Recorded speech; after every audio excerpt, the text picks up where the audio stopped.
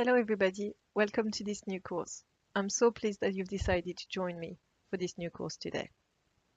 So today we will have a look at how you can improve your language skills when you are at an advanced or expert level. It's very common to get stuck at a certain level when you're learning a language, so we will have a look at some tips on how to use certain areas to continue to grow your language skills. Remember that being at that level is very subjective to each student to find the area on how to grow your language skills. So I hope the following general advice will give you a couple of topics to work on.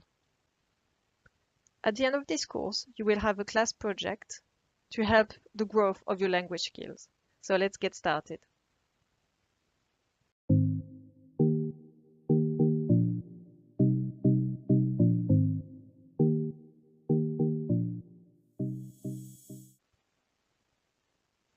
Now the first tip that we're going to have a look at is to imitate the pronunciation. So why would it be something that you need to work on? So basically, some of the reason would be that you don't sound like a native. People actually tell you that, oh, you're from somewhere and you want to work on the pronunciation to sound more like a native. Sometimes people could struggle to understand you, or sometimes you could be struggling to pronounce certain words or certain sounds in the language you want to learn. So what are the benefits of actually imitating the language? You will sound like a native.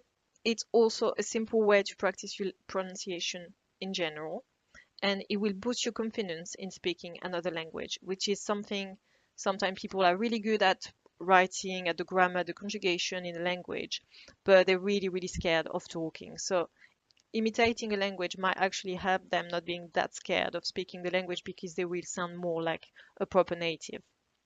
So how can you practice this? Well, for instance, you can find a video on YouTube of someone speaking the language that you're learning, or a podcast, or anything literally in the language that you're learning.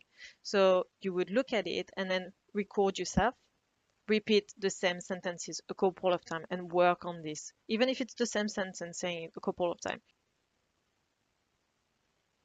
The second tip is to read books, and I think this one is the most important tip of all when you are at an advanced or expert level.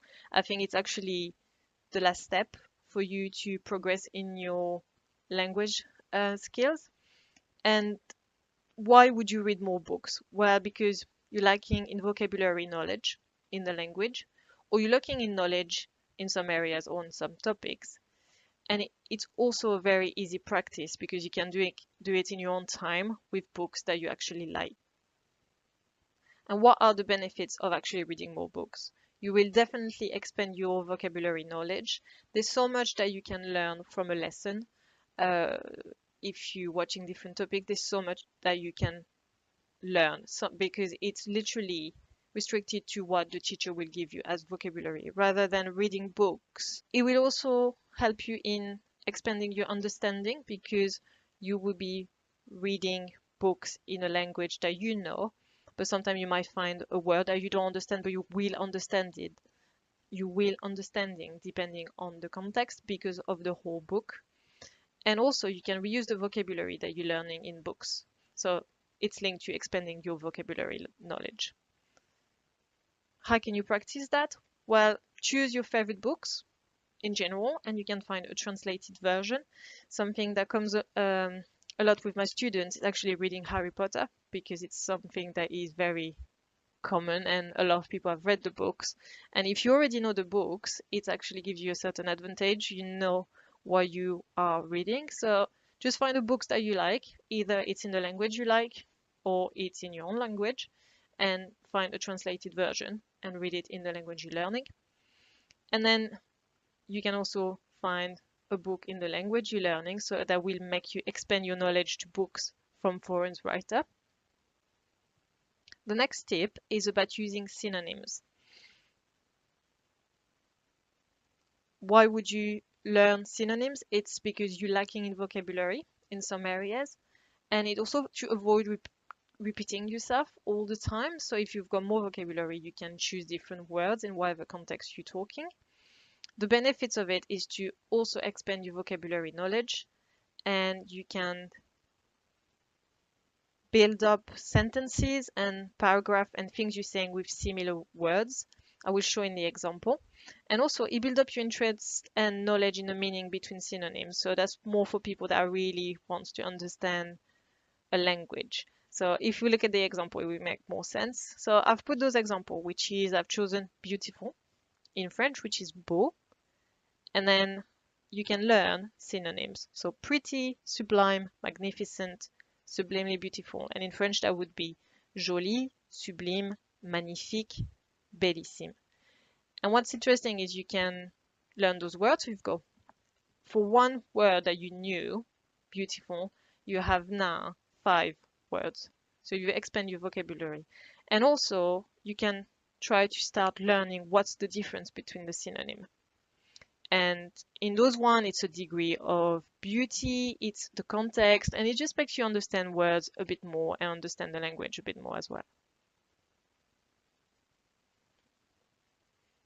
The next tip is about watching or reading the news.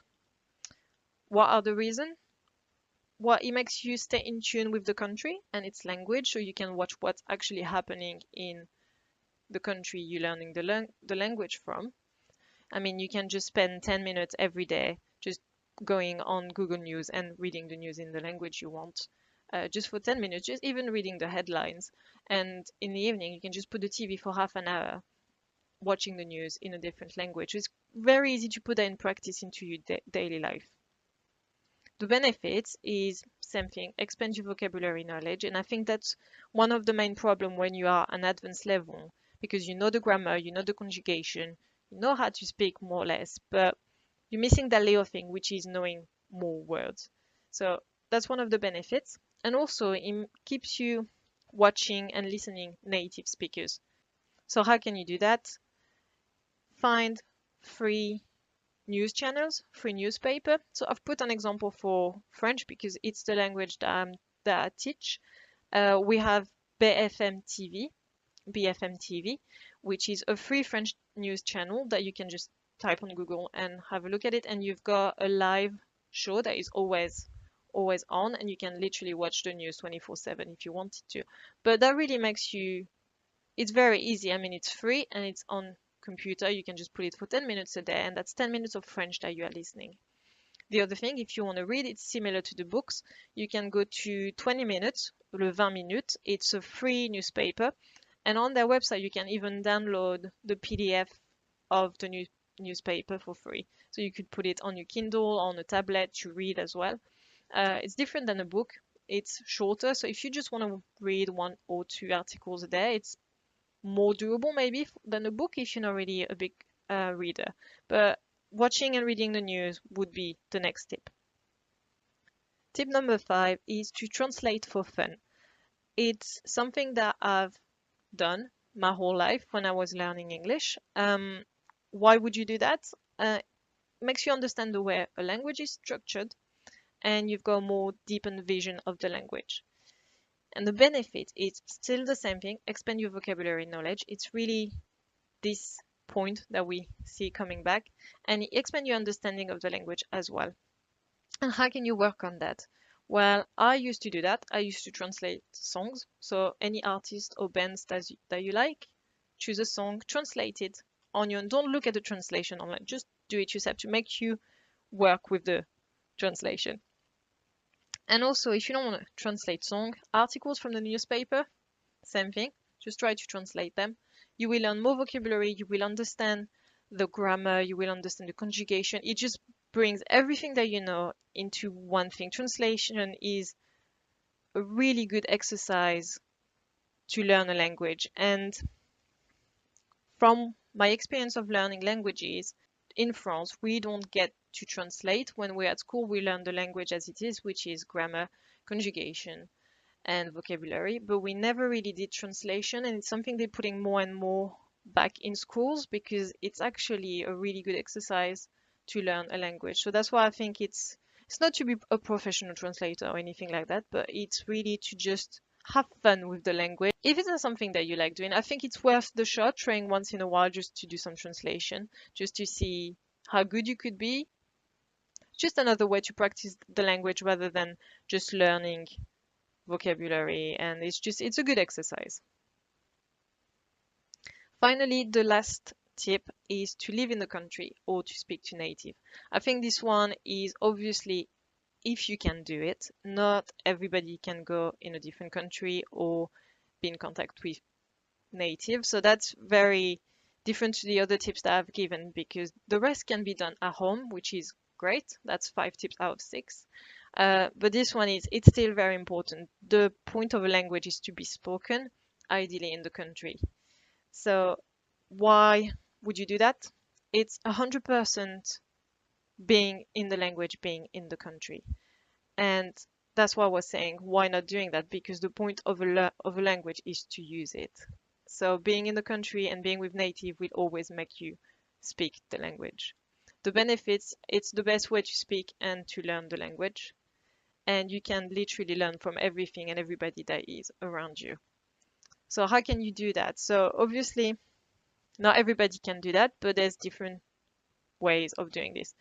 You can either go and live in the country, which is finding a job, moving there for family or for studying. It's a good reason to move in the country. If you can't do that, you can always go on holiday.